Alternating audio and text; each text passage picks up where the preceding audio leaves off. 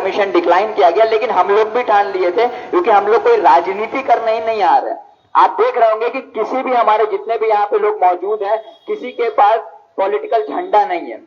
हाँ, हमारा बैनर है क्योंकि हम उस पार्टी को रिप्रेजेंट करते हैं, लेकिन अब कोई राजनीति करने नहीं। हम यहाँ पे सिर्फ और सिर्फ पीड़िता को इंसाफ दिलाने आए हैं। हमारा एक ही नारा है कि we want justice, we want justice, we want justice, we want justice. हमारा बस एक ही नारा है और कोई नारा नहीं है। ना हम यहाँ पे कोई पार्टी का स्लोगन लगा रहे हैं, ना यहाँ पे कोई हम अपनी वाहवाही कर रहे हैं। हम यहाँ मौजूद हैं उस पीड़िता परिवार को ये दिखलाने के लिए कि नेशनलिस्ट कांग्रेस पार्टी शरद चंद्र पवार के जितने भी और पार्टी ऑफिशियल से जितने भी कार्यकर्ता हैं आपके पीछे खड़े हैं। हमें मालूम है हमारी तादाद कम है क्योंकि हम एक नई पार्टी है यहाँ पे, अभी हम पार्टी बंगाल में इन्वॉल्व कर रहे हैं। हमारी तादाद भले कम है लेकिन हमारा जज्बा कम नहीं है।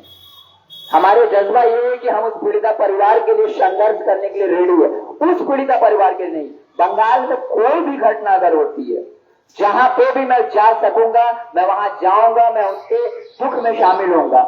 मैं नॉर्थ बंगाल के दौरे पे था, वहां से आया, जैसे कालियागंज तमन्ना खातून को जो हुआ, मैं उसी दिन मैं वहां गया, उनके परिवार से मिला, उनको आश्वासन दिया कि आपके पीछे हम लोग खड़े हैं, आपको इंसाफ दिलाने के लिए हम लोग खड़े हैं। और हमने उसके बाद ममता जी को एक लेटर दिया कि हम लोग उनसे इंसाफ चाहते हैं कि जल्द से जल्द वो इंसाफ किया जाए। ये जब जैसे रेप का मामला हुआ, हम लोग इस मुद्दे में खड़े हैं। तो हम सिर्फ बंगाल में हम सिर्फ इलेक्शन लड़ने या ऑर्गेनाइजेशनल, हम यहाँ पे अगर आए हैं तो पवार साहब के विजन के साथ आए हैं। कि पवार साहब का एक विजन था कि लोगों के दुख में, लोगों के सुख में हमको उन्हें साथ खड़े रहना है।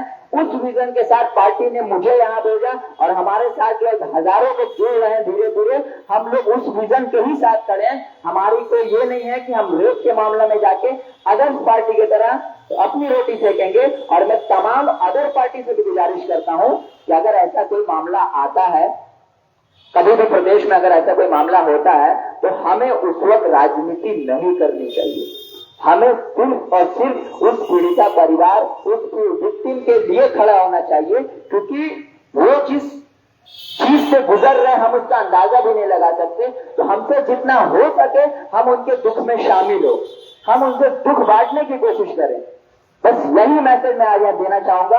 इसके बाद मैं हावड़ा थाना जाऊंगा, वहां पे ऑफिसर इंचार्ज को मैं एक डेपुटेशन दूंगा और गुजारिश करूंगा कि जल्द से जल्द इस मुद्दे को और इसके जो कल्प्रिट है उनको कड़ी से कड़ी सजा दी जाए और एक मैसेज दिया जाए कि आज के बाद अगर कोई रेप करने का दिमाग में भी सोचे तो वो उससे घबरा जाए कि अगर मैं किसी लड़की के साथ दुर्व्यवहार करता हूं तो मेरी दिशा क्या होगी, मुझे कितना इसका खामियाजा भुगतना पड़ेगा। धन्यवाद।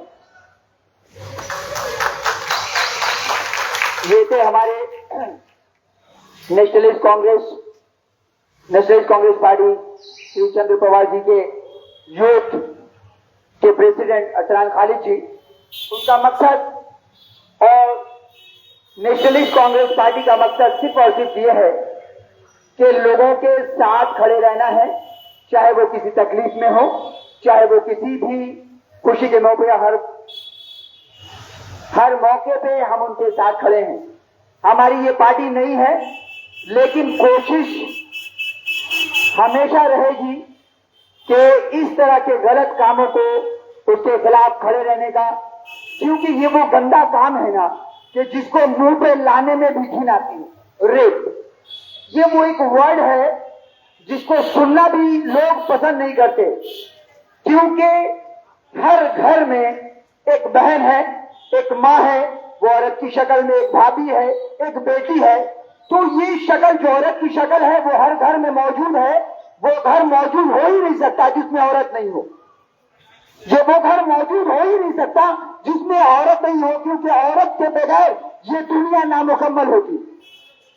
तो हमारी गुजारिश है हमारे सीएम से, श्रीमती ममता बनर्जी, वो खुद एक औरत है।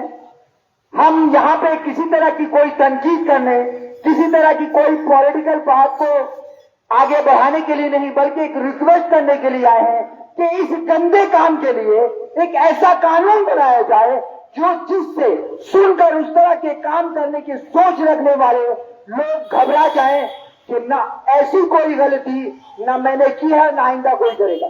तो इस तरह का एक कानून हमें चाहिए पूरे हिंदुस्तान के अंदर, सिर्फ बंगाल के अंदर नहीं, ताकि जो पार्टियां अपने मेमोरेंडम में कहती है ना कि बेटी बचाओ बेटी पढ़ाओ, अरे बेटी को कैसे पढ़ाएंगे हम?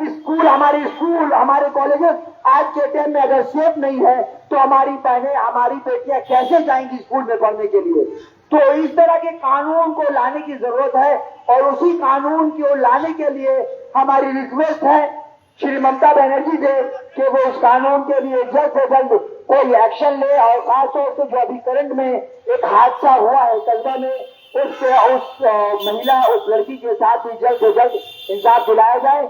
हम अपनी बात को इसी बात पे खत्म करते हैं कि वी वांट। हमारे एक साथी और बिलाल अहमद भी अपनी चंद बातें आपके बीच रखना चाहेंगे। बिलाल अहमद।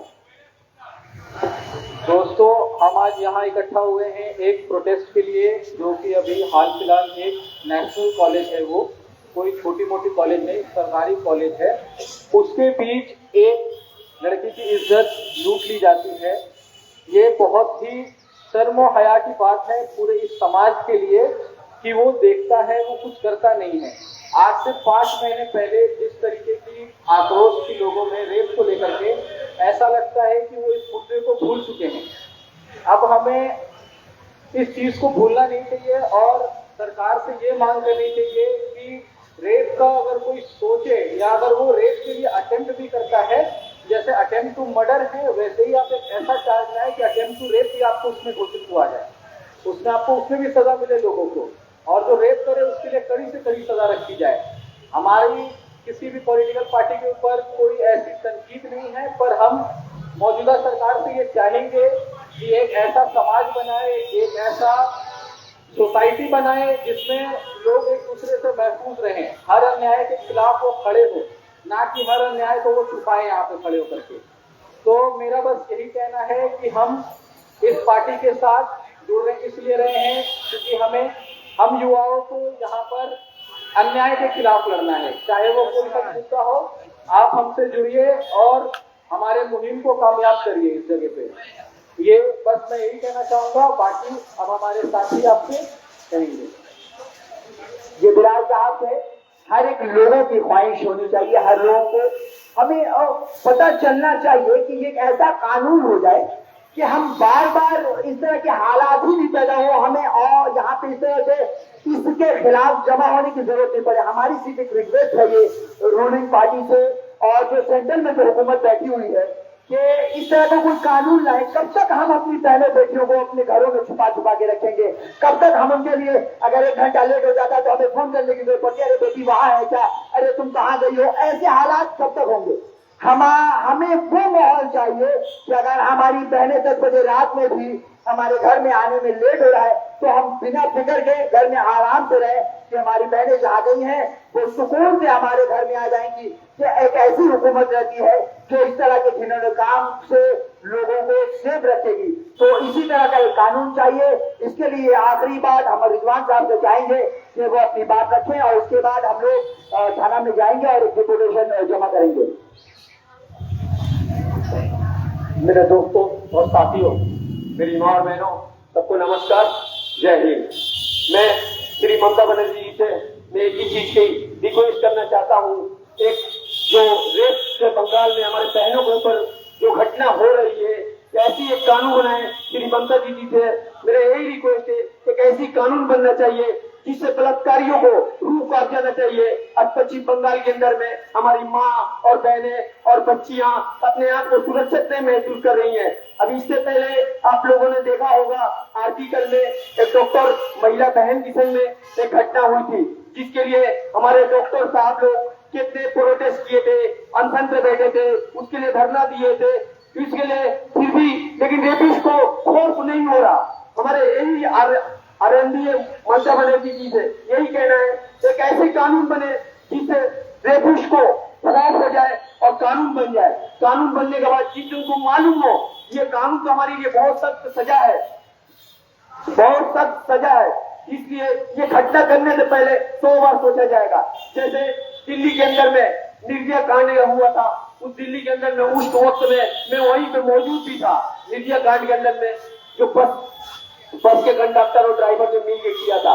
हमारे श्री ममता बनर्जी जी से यही रिक्वेस्ट है और हर पार्टियों से रिक्वेस्ट है, इसमें हमारी बहनों को इंसाफ दिलाया जाए।